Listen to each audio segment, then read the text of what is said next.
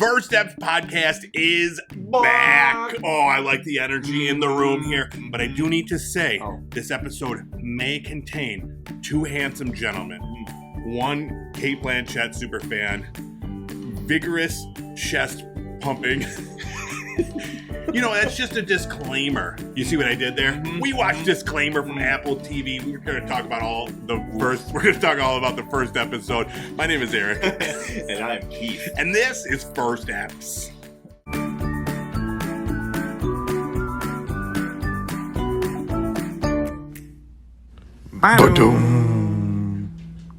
What's up, everybody? Welcome back to another episode of First Eps.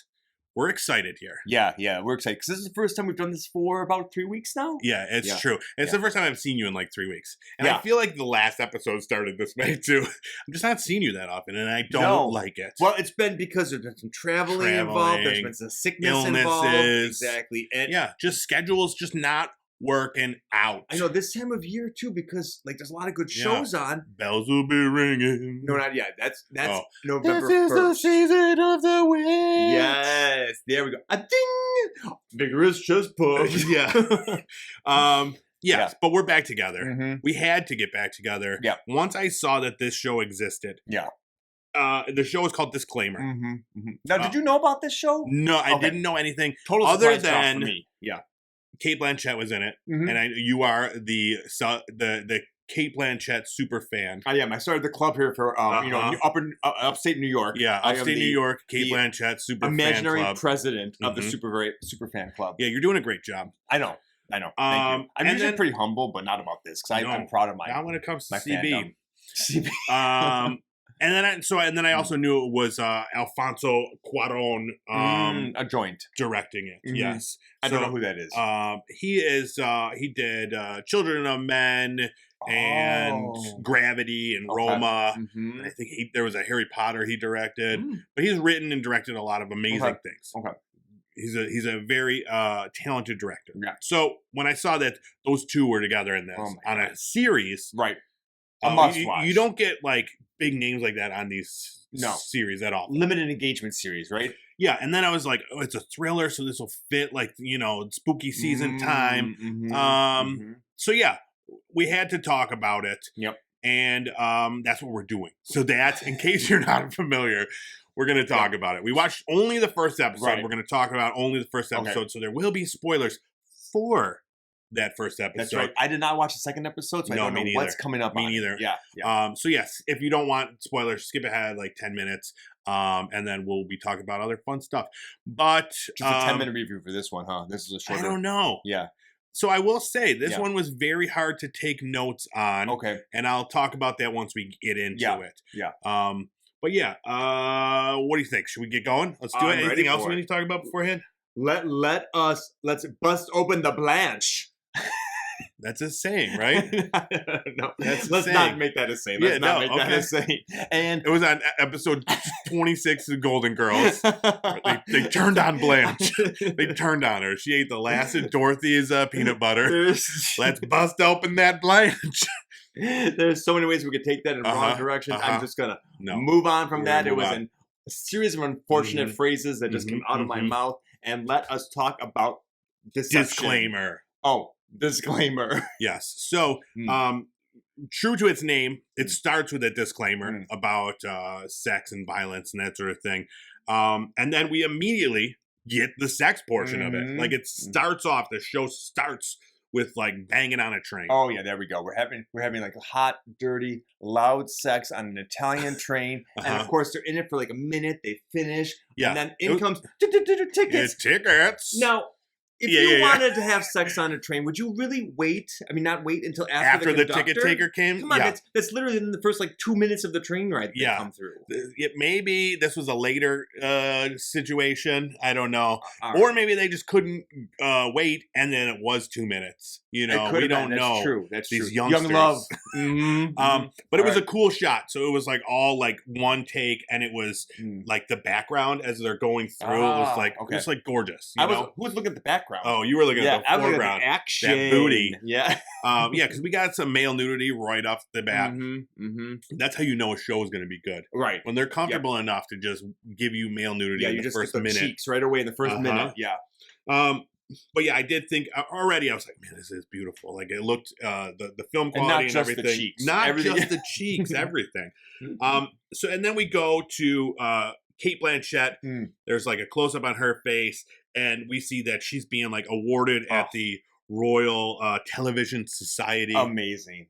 She does something in television. I don't really remember what it was. I don't either, but the outfit, like this black silhouette, it had these little red sleeves on them too, which I thought may have been some, foreshadowing because they were red underneath the black, almost like blood coming out. You know what I mean? It's like almost like showing us that, I know. Yeah. What is as the Cate Blanchett Superfan Society president, what is your favorite Cate Blanchett film? Oh, well, I mean, it's got to be anything in Lord of the Rings. Really? Yeah. You just like that character? No. I like Cate Blanchett as that Galadriel. Character. Yes. Gotcha. Yeah. Okay. And together, it launches 1,000 super fans. Because she's not she's not in it much. Like I wouldn't say it's a Cate Blanchett vehicle. Right. Well, here's the thing. I don't remember the rest of the movie. They're like 10 hours of fluff and 3 minutes of Cate Blanchett. That's true. And that's the entire trilogy. Only part that you know. That's the trilogy for you right there. Yeah. I don't like that. So she's great until the parts where she gets real scary. Yeah. I liked her in Elizabeth too, which is one of her earlier ones. Did you ever see that one? I did. Yeah. Early Cate Blanchett. Yep. I thought she was great in that. Yeah. More recent ones, I remember you liked her in The Gift. I remember back in the day. Dude, I just recently watched The Gift. Now, if you've never heard of The Gift, it's a really, it's like a B movie. Sam Raimi directed it, but it's got an amazing cast. It's one of the greatest casts now. And Keanu Reeves, Cate Blanchett, Greg Kinnear, Juliette Lewis, Katie Holmes, not Juliette Lewis. Who am I thinking of? The lady that was in Karate Kid. Yes. Hilary Swank. Yeah. Giovanni Ribisi. Yeah. So yeah, and it's spooky. Yep. And it holds up. I just watched it recently. Yes, I forgot she was in that. Yep. Tar, she was fantastic in Tar. That was last year. That was amazing. Yeah. That to me is like a high class thriller. Right? There aren't many films like that. About the breakdown of yes. And it made me I loved every moment of Tar. I was going to say that's probably my favorite of our more recent productions. All right, well, now let's talk about Kevin Kline. Because we see Kevin Kline, again, zoomed in, like a close-up on his face, and then they zoom out. And it's the same thing for both of them. And I was like, okay, it's really cool. And now this time we see he's a teacher, and he's got all these unruly kids running around, and we hear his inner monologue. Is he British originally? No. Because they're all, okay. He did a pretty good job with this accent, too. Yeah. I know that Kate is Australian, but she obviously can do anything she wants to do. Yeah, so we get an inner monologue from him, and he did something where he upset a parent. He's real burnout from the job. He's real mopey and shit like that. Now, what's your favorite Kevin Kline movie? Well, I don't know many of them, to be honest with you. Me neither. He was in The Ice Storm, which was a fantastic he was great in Ice Storm. I loved him in In and Out. Oh yeah, Remember that? That was probably his biggest commercial. He was he realized he was gay. Yeah. And that was super funny. Tom Selleck. Yes. I think that's when I became attracted to Tom Selleck. I really do. I think we've just pinpointed it. Oh, wow. Yeah. Was that around the same era as the Friends episode? Or the Friends the arc? Because that was when he was at its peak. I think Monica was going out with him too. Then. Yeah. I don't know. It's around that same era though. Yeah, that's weird. Tom Selleck.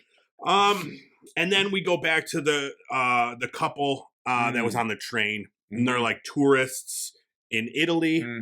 They're kind of douchey. I thought so too. I don't. Oh my gosh! Imagine if you guys haven't watched this yet, imagine Portia.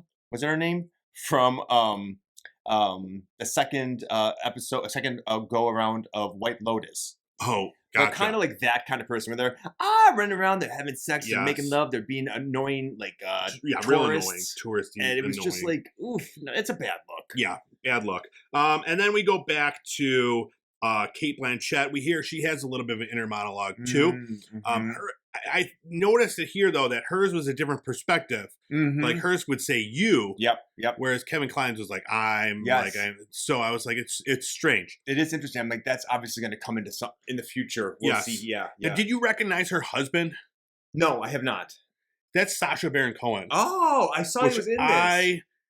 I saw he was in it too, and didn't notice until the end. Nope. So you knew it was at the end though. I still never realized. But look, I realized the credits, and I was like, "Wait a minute, was that?" And then I looked back, and it was him. Oh, that's so. Didn't even realize it during. Without that accent. Yeah, exactly. That's exactly it. And then we switch back to Kevin Kline, and he is like giving away all his deceased wife's things. She's been dead for 9 years. Yep. And this kind of kickstarts the things happening. Right. We kind of start to see kind of why he's like he is. Yes. Curmudgeonly, lonely, sad. Yeah, and this is where it like kind of I realized that taking notes on this is going to be difficult because it's just switching. Like there's never like a long period of time where like all these things, like all the Kate Blanchett stuff could have been told together, all the Kevin Kline stuff could have been told together, but it was regularly switching perspectives. So I'm like which of this is important? Right. I didn't know what to write down. Right. Because none of it seemed important. Yeah. But then we go back to Kate Blanchett, and she gets a book in the mail. Yes. And it's called The Perfect Stranger, and it is just a script of the pilot of Perfect Strangers. Which I thought was weird, and then she just reads it out loud as Belky. She is not liking that script. I think she realizes how xenophobic it is. Yeah, exactly.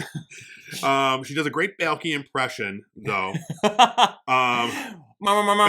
Pause. Now, if you're hearing this and you watched it, you'll know we're lying at this point in time. There was no Belky impression. No Belky impression. No Perfect Strangers. Sorry to ruin your plans. But no, it's just a book called The Perfect Stranger. And in it, it says, to my son, Jonathan. And then there's a disclaimer, where the titular disclaimer that the characters don't represent real life characters, whatever. No, it says they do. Oh, they do? Yeah. Oh, shit, I misread You misread that. You misread it. Yeah, big time. Any like representation of real life is not coincidence or something. It said not coincidence. I believe so. Yeah. Oh, I'm gonna have to go back and look at that. That's great. So. Maybe I'm wrong. I read it when I wanted to read into it. Well. You be the judge, listener, and write us in. Send us a letter. Because I thought I was like, ooh, saucy. All right. Then we go back to the kids, and they're gallivanting throughout Italy. Is this when they're on the boat now almost capsized in the gondola? Yeah, and they're just real douchey. Yeah. But the one girl realizes she gets a phone call. Her aunt has passed away. She needs to leave Italy immediately. Yep. So then it's just the boy there hanging out. Taking pictures of everything. Next, what time period is this? 90s? I was trying to figure that out. So that's the thing. There's time things that we're figuring out that we're trying to place throughout this, and we'll get there. Okay. Because they don't situate that for us, do they? Like they kind of do. Okay. So this is where Kevin Kline he finds an envelope. Yeah. While he's going through like his wife's things, and it's got all these photos, and it's photos of the douchey kids. Yes. In Italy. Okay. Among other things. But again, we'll get to that. Okay. Because then we switch back to Kate Blanchett, and she's reading this book, The Perfect Stranger. Yes, and she's not looking happy.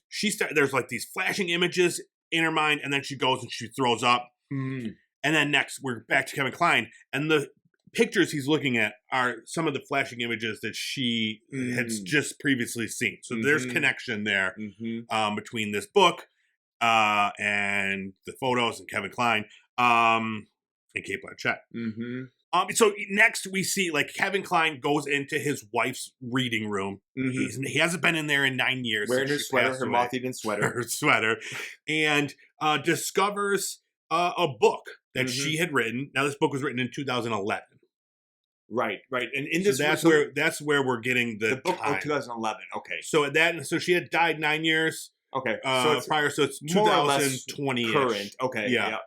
And then so you're sure that 9 years ago she died, and then so he got in there because so his room, the son's room that we found out who died is was kind of off limits to him by his wife, and he did not want to go in there. I remember him saying that because out of respect for her, because his wife liked to go in there and just kind of reminisce and do her thing and then type, and so now he decided to go in to finally see what's going on because he found a key found the key in a purse. That was what he found the photographs in, the key in the purse. And he's like, wait, what is this for? He's like, maybe it's for his room. Mystery. Yeah.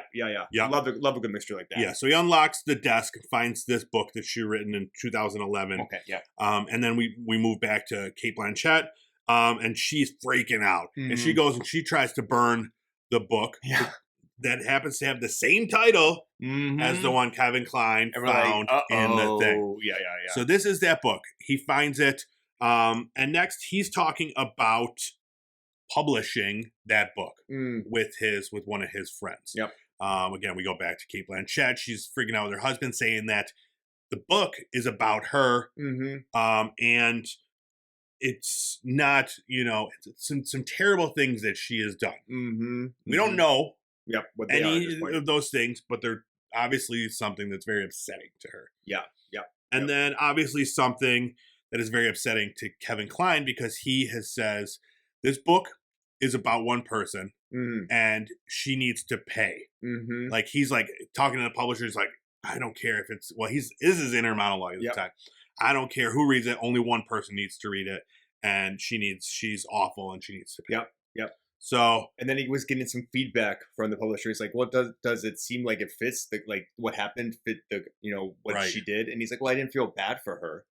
And they're like, well, we don't know what happened to her, but apparently something bad did that. He felt no sadness over whatever catastrophe happened to the protagonist of the book, or maybe the antagonist. I'm not sure. So then we go back to the kids in Italy, and it's just a guy now, and he's wandering around, and we realize we hear his name, and he's Jonathan. So we're realizing that he's Jonathan. Yep. And then this woman that's featured in all these photos. He sees on the beach, and we see him taking photos of her, and we realize that is Catherine, right? A young Kate Blanchett, right? Yep. So it all kind of came together right at the end, but still very loosely, right? Well, no clue any. I mean, I think I'm already ready to lay down my cards. You're ready? Oh yeah, totally. So what do you think she did? Well, I have no idea what she did. Oh, I mean, she probably slept with the kid. She had her kid there. She had a sexual tryst with him. Blah, blah, blah, blah. Who knows what she did? She probably broke his heart. Do you think that's it? Do you think that's the extent of it? He probably kills himself. I don't know what happened. I have no idea. Oh, she caused the death of Jonathan. Probably. Which is why Kevin Kline is so upset. Exactly. Oh, snaps. That's my guess. This is very Big Little Liesy. Yeah, Did you watch that? Not all of it. You should watch it. It's a really good show. But a British version, this is. Yeah.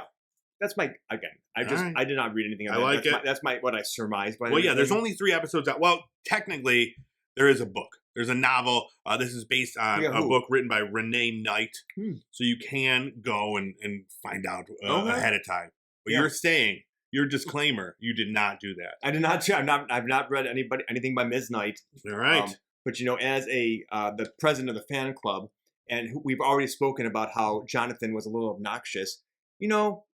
I'm going to have to go to bat for my girl right now. I don't know what she did. I'm not sure how you're on happened, her side. But I'm definitely on her side right now. I like it. I'm a fan of that decision. I may regret that 4 or 5 episodes later, but that's where we are right now. All right. Before we get to our review of the episode 1 of that show, it's spooky season. Okay. Normally, in the past, what we've done is we watched a bunch of horror things. We chat about that. This one was more of a thriller. Okay. I expected it to be a little bit more thrillery based on the little blurb about it. Yeah. We're really setting it up though. But they're setting it up. Yeah. So I figured let's talk a little bit about horror stuff. Okay. And I found a list of the 25 we're not going to get too deep on them. 25 best horror movies that are available on streaming right now. Okay. So 25. We'll see how many of these that you've seen. Okay, let's do this. This is always a fun. Always fun.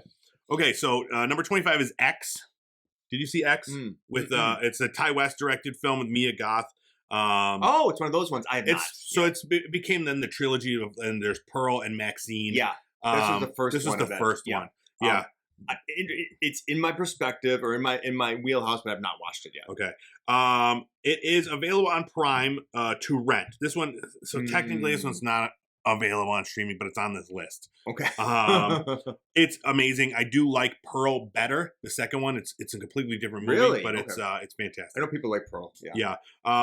Texas Chainsaw Massacre, the OG, is available to watch on Freevee. Okay. So have you ever seen that? I have seen that. You have? I have. All right. That's a surprise. That one it's was so like old. It is old. It's a classic too. I like the old schlocky ones. Yeah, that one. It's probably any of the old classics I have seen. Well, we'll see. We'll see. That one basically like laid the foundation for like all the other like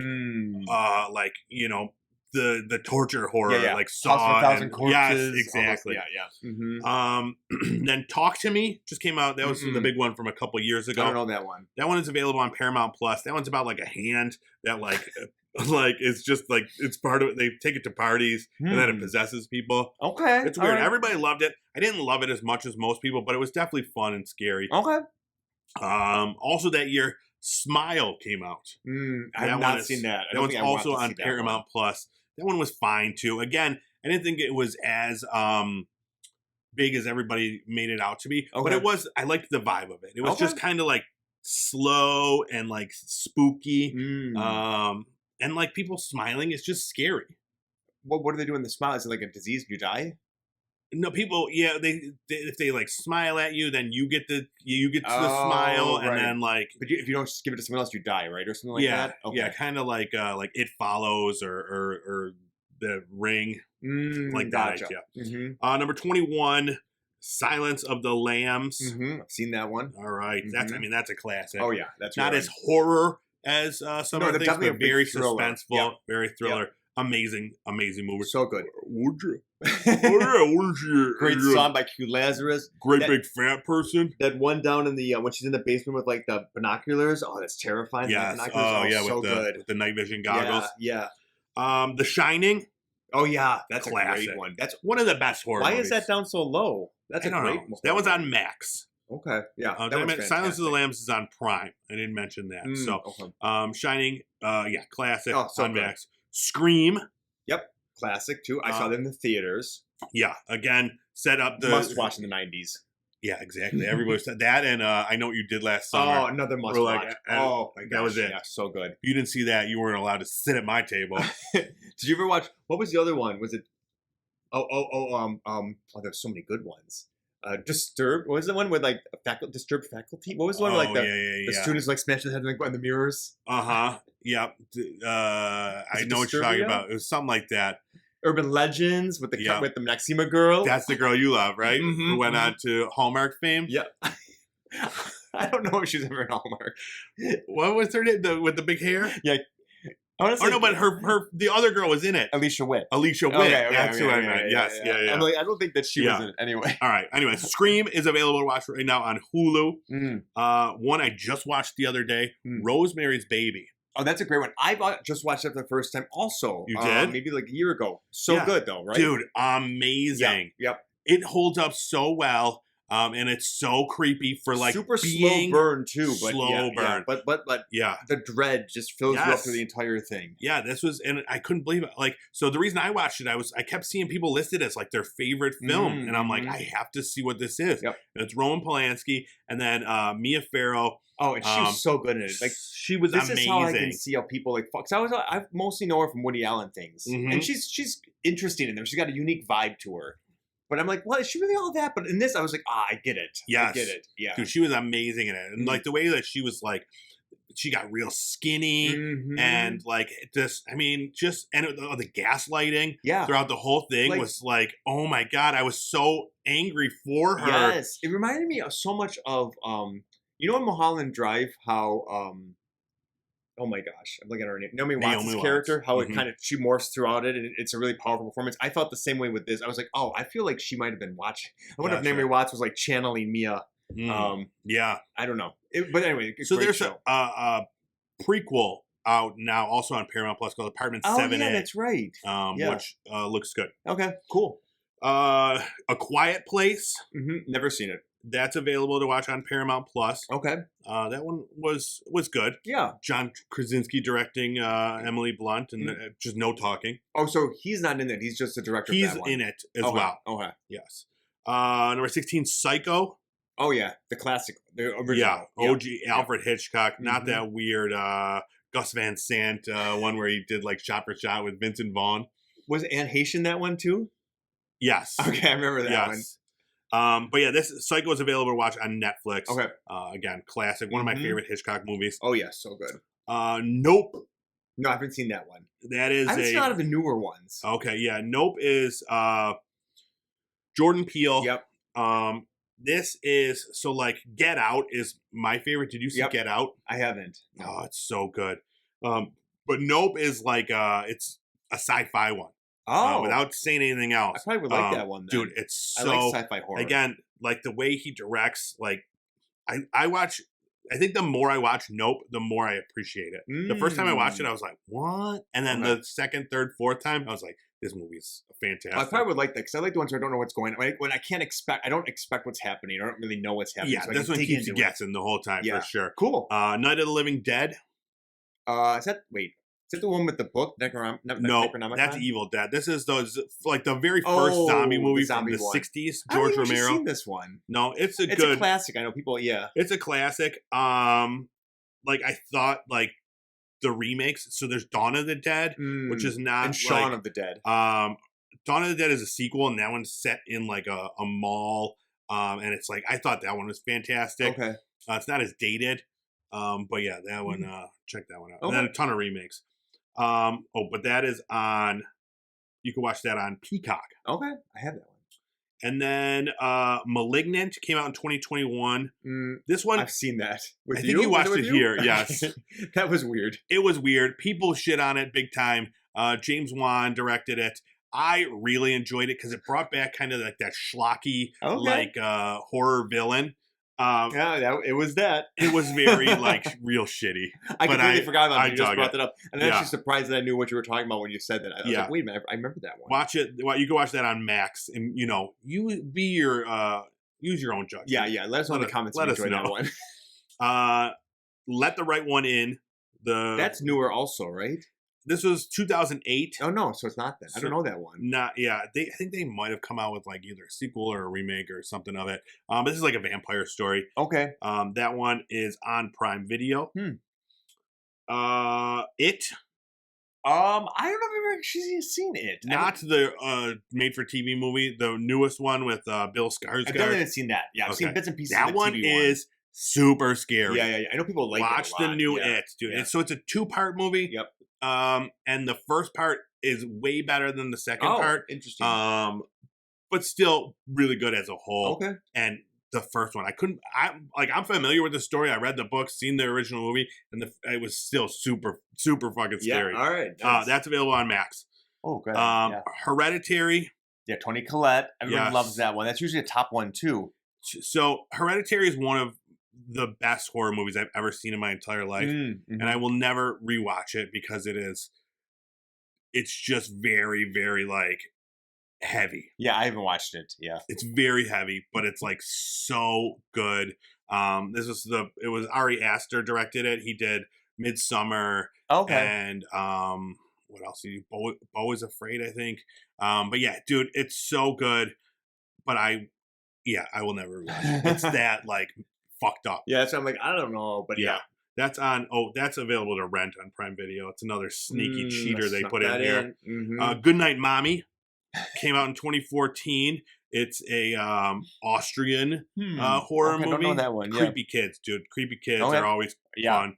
That's on Freevee. You can go watch that one. Perfect. Get Out, mentioned earlier.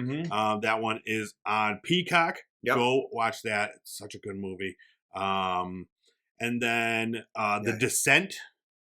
That's the one that goes spelunking into like the yes they go and there's like creepy monsters that live underneath the earth. That one's way creepier than I expected it to be. Yeah, that it sounds really hokey. Is also a Prime Video rental one.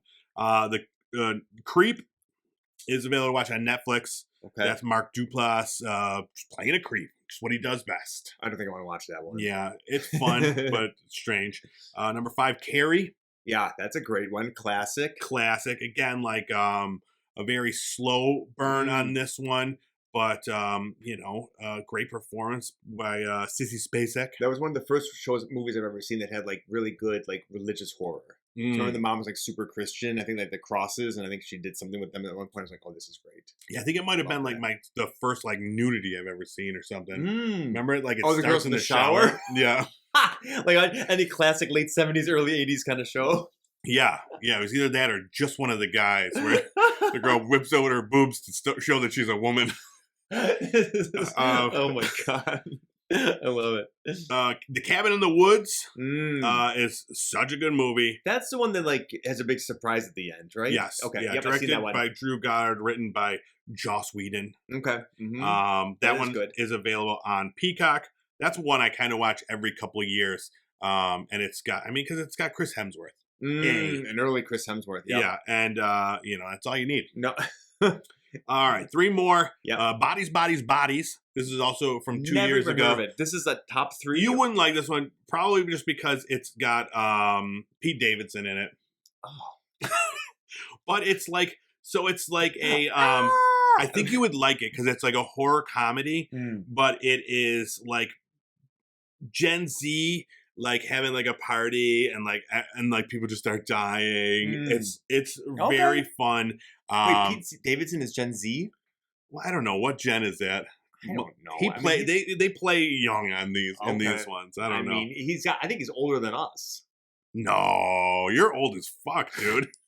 How old is Pete Davidson? I don't even know how old he is. I don't know, like 26. Is that it? Oh, I don't know. I thought it was in his 40s. Wow. I just have no idea. Just because he's dated around. That must be it. Well, he's been around forever. Yeah. Number 2, The Babadook. Okay. Yep. You saw that one, right? I have, but actually not all of it. Only pieces of it. That's Tilda Swinton. Is that the one that she's in? No, that's something about David or something, right? Or we need to talk about. Oh yeah. That's not a horror movie. The Babadook was the one. It's got this creepy guy who became like a gay icon for a little bit. I remember the gay icon part of it. So I feel like in your scene, like everybody's like dressing up, having Babadook parties and stuff. We take it out of the library and then we go in and they check our ID. They give us the Babadook instantly. But the Babadook was a great movie. I remember it was so fun in the moment. I recently went and rewatched it, and I was like, it's not like the kid in it. Is so annoying. Okay, yeah. That is available on Netflix, so go watch that. You didn't really sell it for me there. Yeah. And then number 1 is like classic sci-fi horror, Alien. This is a weird list. It's a weird list. Thanks a lot, Entertainment Weekly. Alien is great, but I feel like it's very inconsistent, this list. Well, I don't know. Bodies really, or is it just, just 25 thrown up? Did they just throw up 25? And it's just random. Yeah, I don't know. It wasn't like ranked in any order, right? Yeah, I don't know, because then the Babadook should have been number 1 then. Like The Shining. I can see Alien. That's a great way. Alien or Aliens? Just the first Alien. Okay. Because the second one became like an action movie. Yeah. The first one was just the scariest alien shit ever. And I can see that being a number 1 movie. Yeah. That's fine with me. But Shining, the other ones, number 2. Up their high. Yeah, exactly. Yep. Psycho. But yeah, Bodies was a lot of fun. And you can stream it. Yeah, if there's any that we missed on there, do let us know in the comments, because let us know. I want to hear about more. I want high class horror though. That's like art museums. There was a couple. There was an art museum. Suspiria, exactly. Dance Suspiria is schools, available on streaming. I almost watched that the other day. One I just watched. I watched The Witch again. You ever see that? That's a good one. I've watched that one. Robert Eggers. And then I just watched today Terrifier and Terrifier 2. Everybody really loves those. It's really shitty like B movie, but it's like practical effects where like he's like ripping people's eyes out and stuff like that and swinging them around. And it's a real creepy guy. Yeah. Okay. All right. We got to get back to disclaimer. That's right. We watched episode 1. I want to know, what are your thoughts? What do you give it on a score of 1 to 10? Okay. Well, it was hard because I actually did not like many of the people in this show. I did not like the scenes with the young couple at all. I found them both incredibly obnoxious. Yeah. And in fact, every time they came on, I was like, "Oh my lord, I don't want to watch you anymore." Yeah. I found Kevin Kline's character well acted, but also not someone I resonated with. I just felt sad for him, and he was sad. I didn't want to watch his scenes at all. Right. Kate Blanchett. I mean, she could do no wrong. Kate Blanchett, super fan, super club, president. 100%. I think she has a really mean son who also doesn't appreciate what a her. dick. I know. Like, I don't know what happened. She just wanted to ask about a book, and he's like, "Fuck you, lady." Yeah. It was like, weird. have a conversation with your mother, bro. It was very strange. So obviously there's a pet of anger there, but I didn't like a lot. The only other character I actually enjoyed was Sacha Baron Cohen's, I guess, because he just seemed nice and supportive. No one else seemed to have any redeeming qualities in the entire show. Yeah. So, well, I mean, that was it. I mean, you named literally all the characters in the show. So, but I think that's what they want us to do, right? Is to be like, I can't stand these people, and at the end we're gonna flip it, and we're being, I can't stand her. We're not taking. Yeah. Okay. I think that's where we're gonna go with it, and so I'm not here for that. So I'm going to give the show a 2 out of 10 because I'm pissed about my girl, Kate Blanchett, and they're really doing her dirty. Whoa. You cannot. No. Okay. I'm going to take that back. All right. I was instinctual. You were hurt. I was angry. That was for every super fan out there. I'm going to give it a 5. 5. I'm surprised at that one. Tell me more. All right. I'm giving it a 7. Okay. The reasons that I loved it, it was so beautifully shot. Like the visuals in it, like everything, the scenes in her kitchen were gorgeous. Dude, everything in the background was like the lighting, everything was beautiful. I really liked all the shots, the way like the on the kids, like the frame like kind of like closed in like that was like kind of cool, and then it changed like for each those character. Lighting too, it was great because it was like they were in Rome and the light was so bright and almost washed out the colors. Yes. Whereas in Home in England, you know, it's dark and intense and vivid. Yes. That's true. The cinematography, it was beautiful. Yeah. The acting I thought was fantastic across the board. I didn't like the girl in Italy. The guy was fine. But Kevin Kline was amazing. Cate Blanchett was amazing as usual. But I found like the pacing I don't know, it was just a little too boring. I don't know if it was like because I wanted to get to it faster because like I said, I'm taking these notes and I'm like, nothing is happening. Yeah. Like nothing is happening that I don't know that I care about yet. Yeah. But now that it kind of picked up, all I want to do is know more. So it did work, but as a 45-minute show, like it seemed, I don't know, it seemed longer. I completely agree with you. I'm like, this is like an hour and a half. I literally thought that too. I stopped it actually at 26 minutes. I didn't realize, and I'm like, this has got to be almost over. And I'm like, there's still 25 minutes left or whatever it was. Yeah. I was really surprised, but it wasn't bad. It was just a slow. It was slow. Pace. The pacing was real slow. But the acting was great, like you said. But yeah, like the whole time there's things that I'm looking at and stuff like that. But just the way, I think it had to do with maybe going back and forth so often that I kept expecting, okay, now this is the part where something big happened. Right. This is the part. And then we go back to the next one. I'm like, no, nothing happened there. Yeah. Oh, now nothing happened there. No. So it kind of like took a while, but it did come together at the end.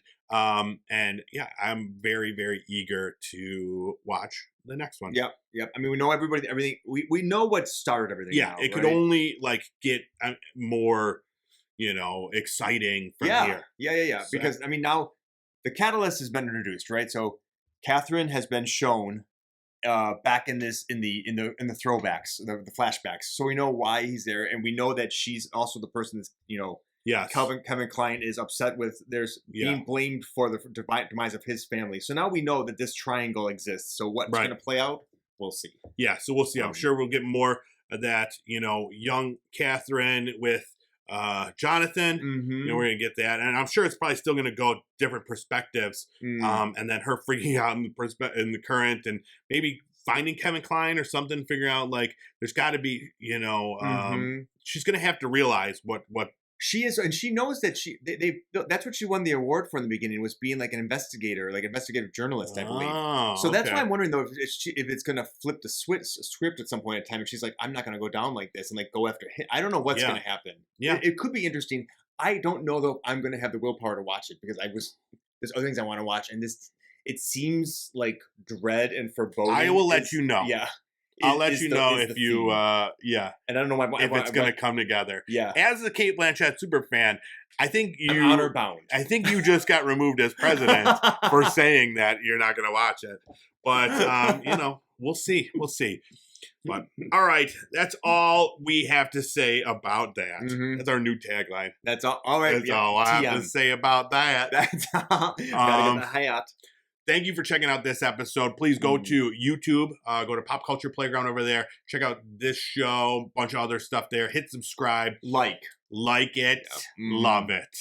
And then if you just want the audio version of this show, you can check that out too. You can do it. It's fine. Whatever. Podcast, right? Wherever you get your podcast, go there. Also, hit subscribe and it'll be available. Ready for your, your morning commute. You could hear us bitching and moaning about some shitty television show. Who doesn't want to hear that? Exactly. It's the way to start your week fresh. All right. We're out of here. Thank you again. We'll see you next time. Bye. Bye-bye.